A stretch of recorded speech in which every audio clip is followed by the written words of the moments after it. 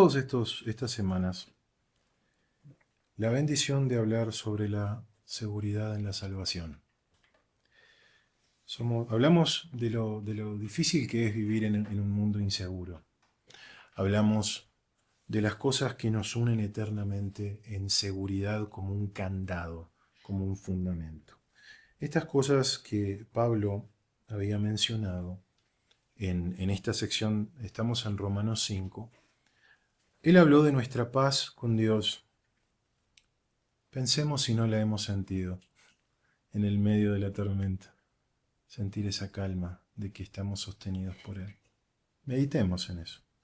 Nuestra posición en gracia, sabiendo que en nuestros tropiezos encontramos siempre una mano amorosa del Señor, diciéndonos tranquilo, sigue adelante, sigue caminando. Esa esperanza maravillosa cuando vemos nuestros cuerpos deshacerse en la vejez y en la enfermedad y en todas las cosas que padecemos, sabiendo que a pesar de la humillación de este cuerpo, tenemos esperanza en gloria. Esa posesión del amor divino, hablamos el domingo pasado, que sentimos todos los días. Cuando estoy estresado o atribulado por cuestiones de trabajo, me disculpo por algunos mensajes que puedan levantar preocupación en el WhatsApp. Pero no, hermanos, es parte de, a veces, por disculpas por los olvidos de algunas reuniones de la semana. Pero ese amor divino nos vive levantando, parece como que nos renueva y nos da un sentido nuevo de cada mañana y cada momento. Y hoy vamos a hablar de nuestra certeza de liberación y de nuestro gozo en el Señor. Hoy es un mensaje para regocijarnos en estas cosas. Vayamos a Romanos capítulo 5, versículos 9 y 10. Quienes no lo tengan, igual hermanos, está en pantalla. Dice Pablo, pues mucho más, estando ya justificados en su sangre, por él seremos salvos de la ira. Porque si siendo enemigos fuimos reconciliados con Dios por la muerte de su Hijo, mucho más, estando reconciliados, seremos salvos por su vida. Estos versículos hablan de la doble imputación. Por su muerte somos salvos de la ira, por su vida tenemos justicia en el Hijo. Pero esto es abrumador, hermanos. Seremos salvos de la ira. Cuando a veces pensamos en Dios, no pensamos en un Dios airado. No pensamos en un Dios airado. Pero yo le decía anoche a Mariana que Dios está furioso con el pecado del hombre. Y eso es una de las primeras cosas que debemos entender cuando vamos a proclamar el arrepentimiento, hermanos. La ira de Dios es real y peor que eso, es inminente. Si estuviéramos en Myanmar o en Tailandia y viéramos lo que está pasando, entenderíamos que la ira de Dios se manifiesta en forma puntual continuamente en el mundo. Dice Pablo en Efesios, entre los cuales también todos nosotros vivimos en otro tiempo en los deseos de nuestra carne, haciendo la voluntad de la carne y de los pensamientos, y éramos por naturaleza hijos de ira, lo mismo que los demás. Somos por naturaleza así, hermanos, hijos de ira. Pensamos a veces en el mundo, o la gente piensa en el mundo de una naturaleza muy romántica, esa visión, en la cual todo el mundo está buscando la felicidad y la plenitud. Ahora está el well-being, ¿no? Esa cosa del bienestar. Y no está mal, hay un montón de cosas, pero es continuamente una sensación de estar aplacando, silenciando, haciendo desaparecer esa voz interior que nos dice que estamos sujetos a juicio por lo que hacemos. Como dice Pablo en Primera de Tesalonicenses, y esperar de los cielos a su Hijo, el cual resucitó de los muertos, a Jesús, quien nos libra de la ira venidera. Esto es una ira escatológica, hermanos. Es una ira relativa a los tiempos finales. Si creemos que hemos visto la ira de Dios, pensémoslo bien. no hemos visto nada todavía. La ira de Dios, como hablamos, es como una represa que junta y agua, mucha agua. Y no tenemos ni idea la potencia en joules y en newtons que tiene esa agua después que se ha juntado hasta arriba de la represa. Y es capaz de destruir la propia represa. ¿Bien? Bien, así es la ira de Dios. No hay vida fuera de Él. Y esa liberación, esa libertad que tenemos es en el Hijo. Tenemos al Hijo. Y esto también es parte del mensaje. Hoy en la escuela dominical hablábamos de qué es lo que hace un converso verdadero, un converso que no lo es. Y es así de simple como lo dice Juan en sus epístolas. Acá ya era viejito él y se nota en la forma que le escribe, porque es muy reiterativo. Si alguien ha leído las epístolas de Juan, dice, el que tiene al Hijo tiene la vida. El que no tiene al Hijo de Dios no tiene la vida. Parece sacado de un libro para niños, pero es hermoso porque es así de simple. Si no tienes, no estás en posesión del Hijo, estás muerto. Es estar unido a Él. El que cree en el Hijo tiene vida eterna, sigue Juan. Pero el que rehúsa creer, y acá es donde aparece esto que hablábamos hoy en la escuela dominical, de la voluntad del hombre. Hay un rechazo como el pescado dentro de la red. El que rehúsa creer en el Hijo no verá la vida, nunca sabrá lo que es estar vivo, sino que la ira de Dios está sobre él. Bien, conocemos la escritura que dice, yo soy el camino y la verdad y la vida. Nadie viene al Padre sino por mí. Hace unos días salió del hospital el Papa Francisco, gran predicador del ecumenismo, de que todos los caminos del hombre conducen a Dios. Todo hombre que vive una vida bondadosa y que hace obras de rectitud, entre comillas, irá a Dios. Contrario absolutamente a todo lo que dice la palabra de Dios, este hombre blasfemo, este hombre hereje, viene a traer un nuevo evangelio.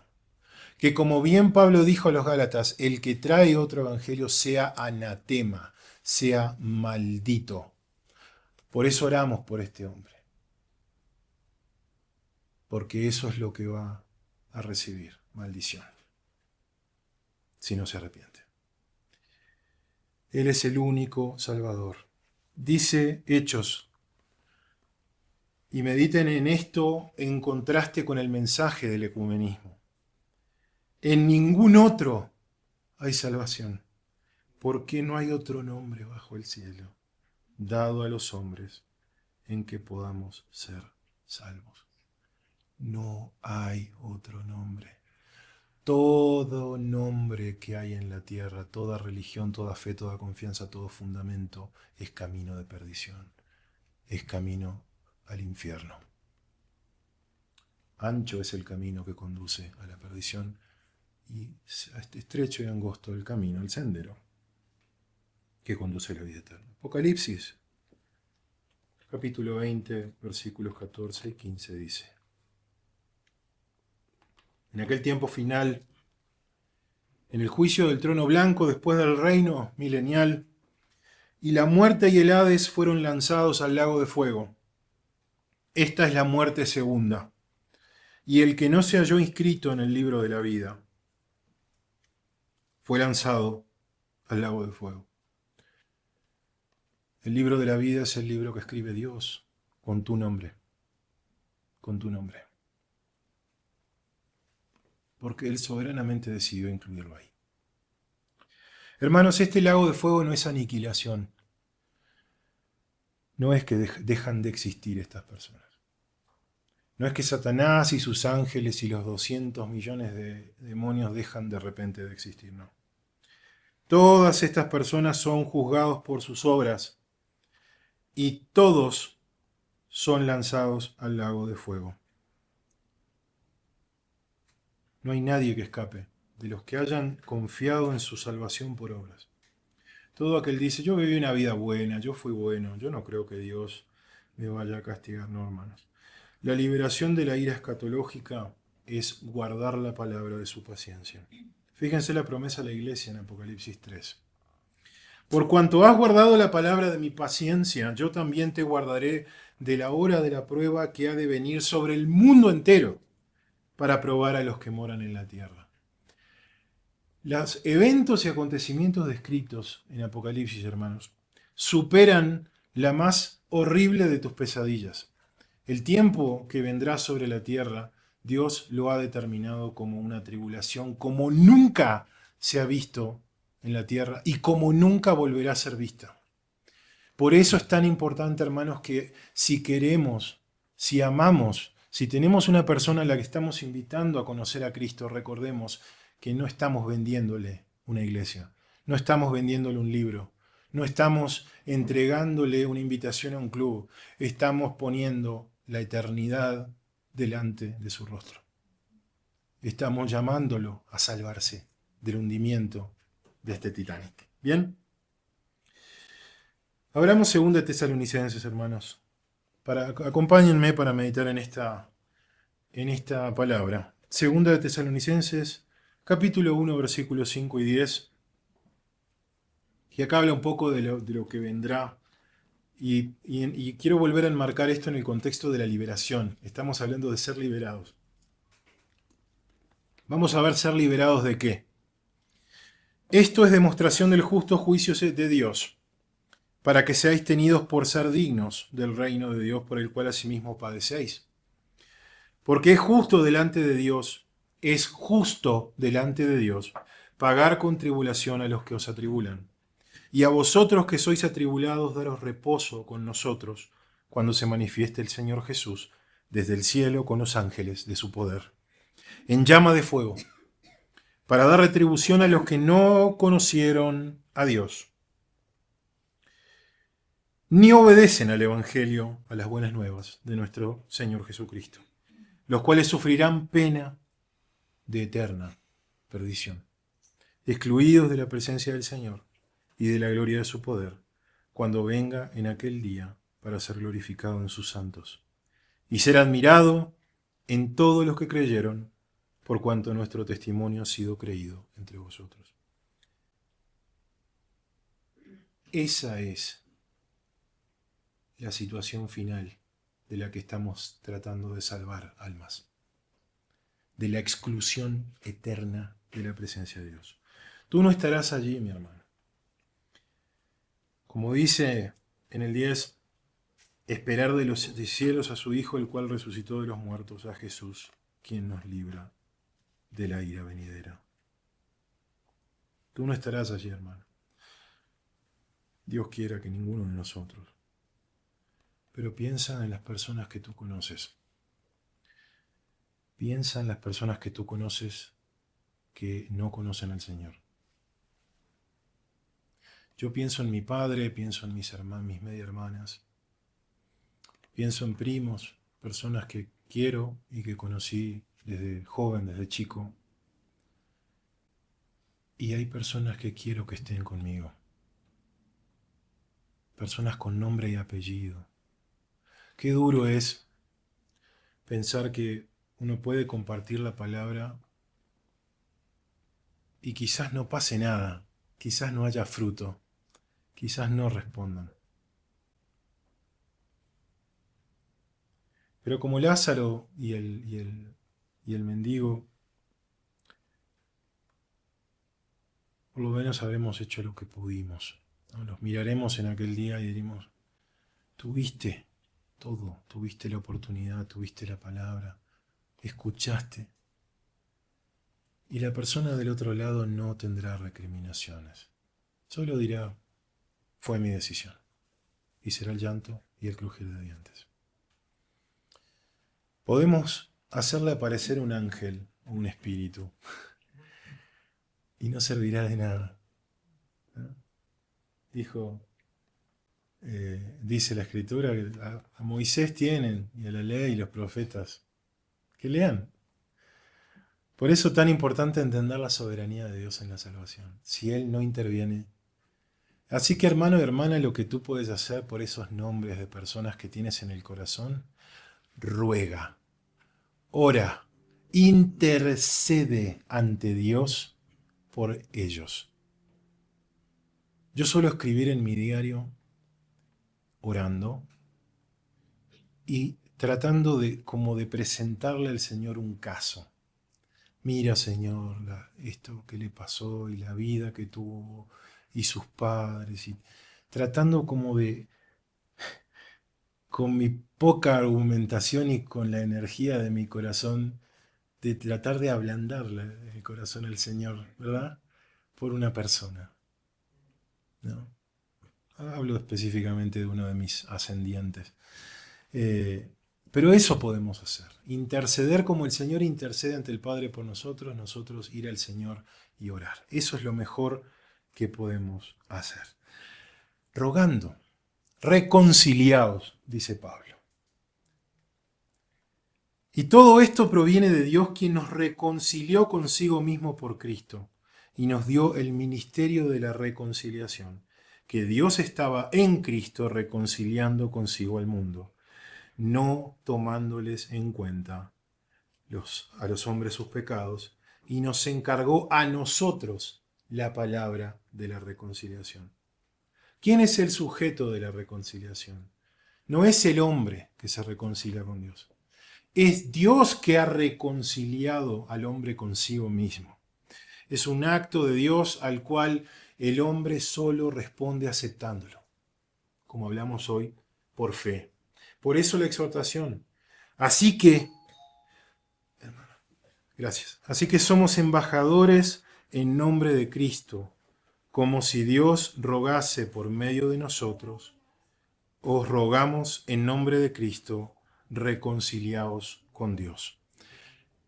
Y esto no es que Dios está rogando, nosotros estamos rogando. Y lo que significa es, déjense reconciliar con Dios. Hablamos y hablamos y hablamos con nuestros queridos, nuestros seres queridos. Deja de resistir, deja de levantar el puño contra Dios, deja de resistir la amonestación de Dios. Abre tu corazón y reconcíliate. Esa es nuestra llamada. ¿Cuál es la base de esa reconciliación? La muerte de Cristo. Les estamos dando, hermanos, herramientas para el ministerio. La muerte de Cristo cancela la deuda penal de tu hermano, de tu hermana, de tu primo, de tu madre, de tu padre. La muerte de Cristo ha cancelado la deuda penal de esa persona. Elimina todo impedimento legal y moral en la mente de Dios para salvarte, para salvar a esa persona. La justicia queda satisfecha y el hombre reconciliado. Pero esto no es solamente un llamado a personas, también es a naciones. Judíos y gentiles, todos los pueblos del mundo han sido reconciliados para Dios.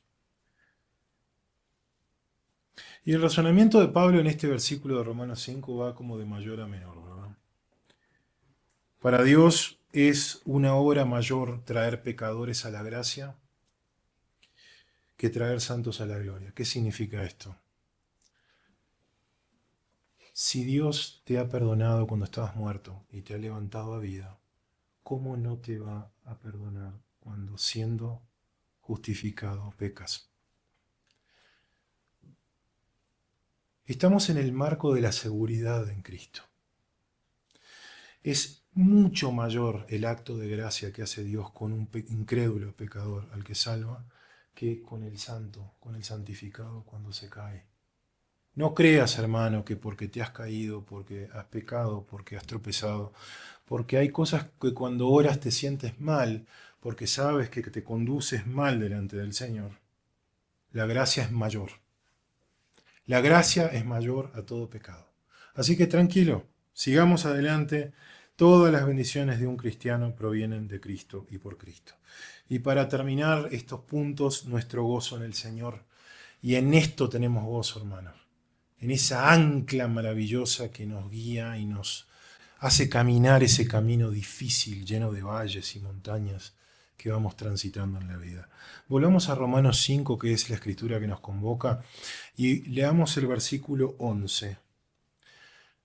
Dice, Romanos 5:11. Y no solo esto, sino que también nos gloriamos en Dios por el Señor nuestro Jesucristo, por quien hemos recibido ahora la reconciliación. Es gozo, hermanos, y esto es subjetivo. Hablábamos de la salvación objetiva, que tiene que ver con principios y doctrinas que están en la palabra, pero también hay un elemento subjetivo que yo no lo puedo explicar. Las personas lo pueden ver,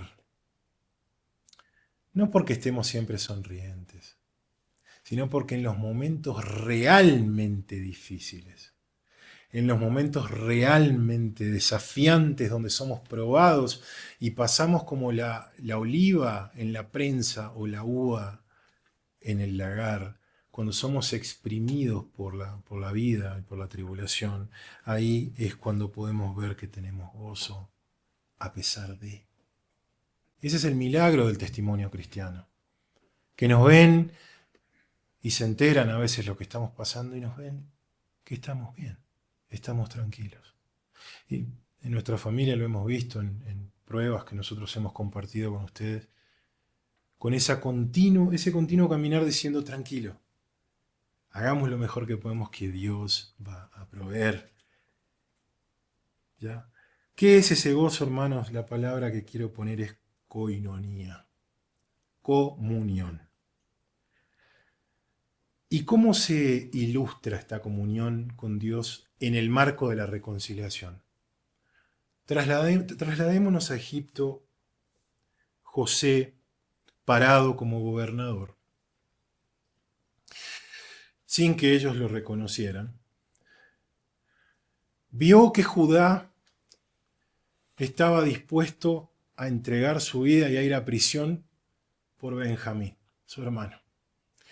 Y él casi pudo verse en Benjamín, ¿no? Y entendió que Judá se había arrepentido. Entendió que sus hermanos sentían pesar por lo que le habían hecho 22 años antes. ¿Y qué hizo José? No aguantó más. Mandó salir a todo el mundo y lloró a gritos, dice la Escritura. A gritos. Y les dijo, yo soy vuestro hermano José, al quien vendisteis a Egipto. Tranquilos, no se preocupen. Y ellos no podían responder. ¿Y cómo termina esa escena? Termina en José llorando, abrazándolos a todos. No porque no lloraba José porque les hubiese hecho algo malo, sino porque estaba anhelando ese día, porque habían pasado años donde él solo sentía que esa relación con sus hermanos nunca se iba a restaurar, que era algo que estaba eternamente destruido. Y eso es lo que Dios siente con nosotros, y por eso la obra de Cristo se produce en el mundo. Porque Dios reconcilia a un mundo destruido, a un mundo que odia a Dios, a un mundo que está peleado y enemistado eternamente con Dios. Y Dios ha hecho esa obra y espera en llanto. Y ese día, cuando Él abrace a la creación que salvó, será como ese momento de José con sus hermanos. Los hijos de Israel llorarán y mirarán al que traspasaron. Y llorarán como se llora por hijo unigénito. Porque le negaron y renegaron y blasfemaron contra el Salvador durante 2000 años, diciendo que era un hereje, un revolucionario contra los romanos. Cuando su propia palabra dice, su propia palabra explica el siervo sufriente, quién era realmente él. Eso es la reconciliación, hermanos.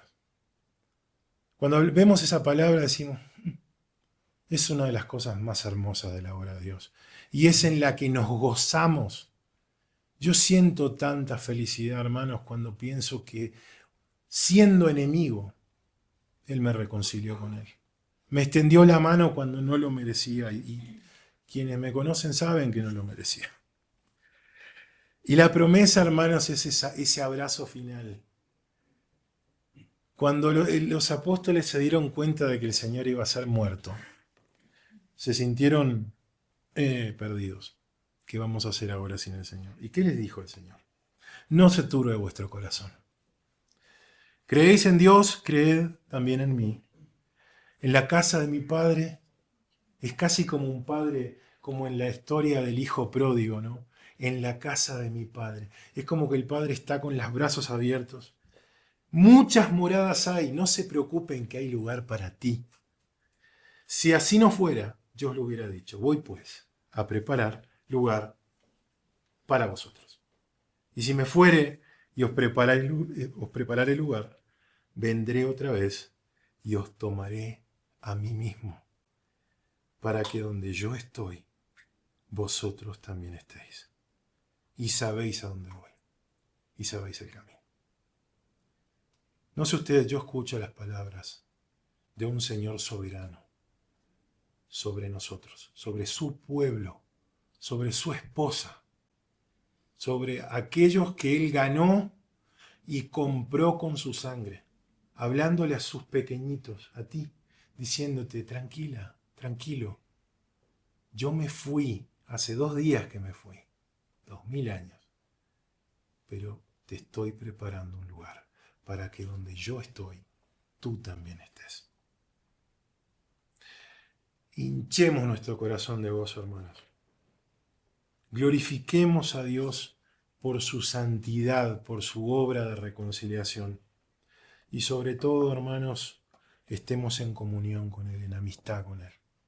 Hoy hablamos en la escuela dominical que es sinergista la santificación, lleva mucho de nosotros, de nuestro esfuerzo. Por eso te digo, hermano, camina en amistad con Él, reconcíliate, porque aún siendo salvo, podemos tropezar y caer, y necesitamos de su mano soberana para levantarnos. Hemos sido liberados, hermanos, sigamos liberados. ¿Sentimos gozo cuando fuimos salvos en ese momento? Claro que sí. Sintámoslo hoy. Sintámoslo mañana. Danos hoy nuestro pan de cada día y perdona nuestras ofensas, como nosotros perdonamos a los que nos ofenden. Amén. Oremos, hermanos.